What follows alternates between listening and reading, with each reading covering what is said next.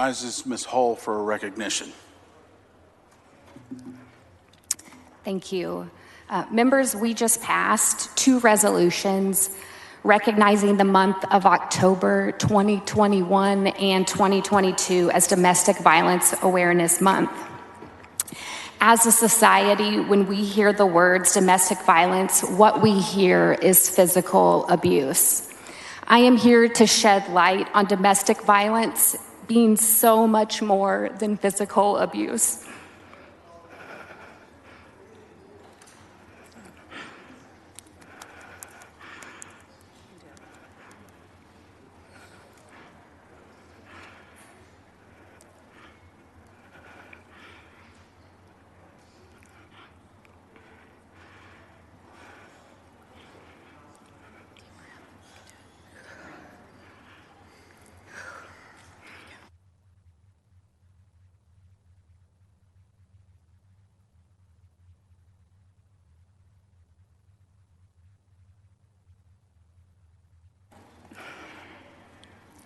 Domestic violence never starts with a punch in the face. But what it does start with is emotional abuse, psychological abuse, religious abuse, and financial abuse. This can look like many things: control, gaslighting, weaponizing your children, turning your support system against you, the abuser playing the victim, and the list keeps going. When physical abuse is present, the other forms of abuse have already taken place. Often, there was no physical abuse prior. Instead, the abuser uses every other form of abuse to the point where the victims find themselves wishing there was physical violence so there would be proof and an end in sight. Even though that is not a healthy outlook, some victims feel it's the only way people will believe them. One of the main questions that is asked on domestic violence hotlines are from victims asking, is this abuse?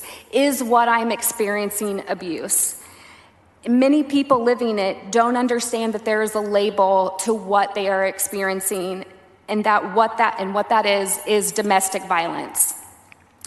One of the most dangerous times for a victim of domestic violence is when they are in the process of leaving or after they have left. This is when the abuse is the worst. This is the most terrifying time for a victim of domestic violence. This is when their life is in the most danger.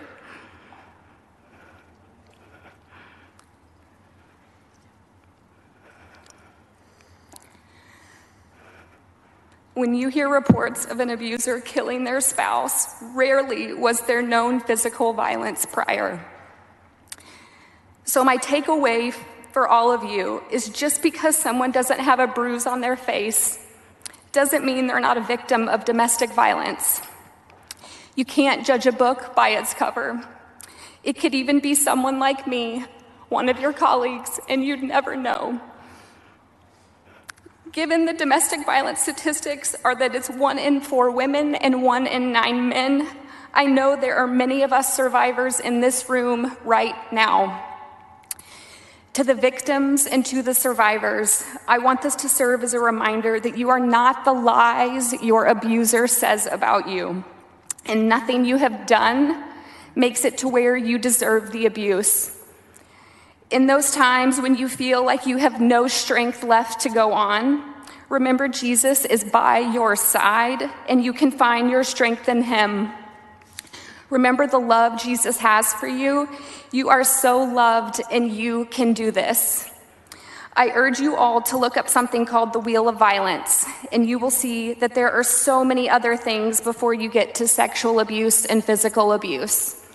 I'll close with this. I want this to serve as a reminder to all of us that none of us know the battles that others are fighting, and to always be kind. Thank you.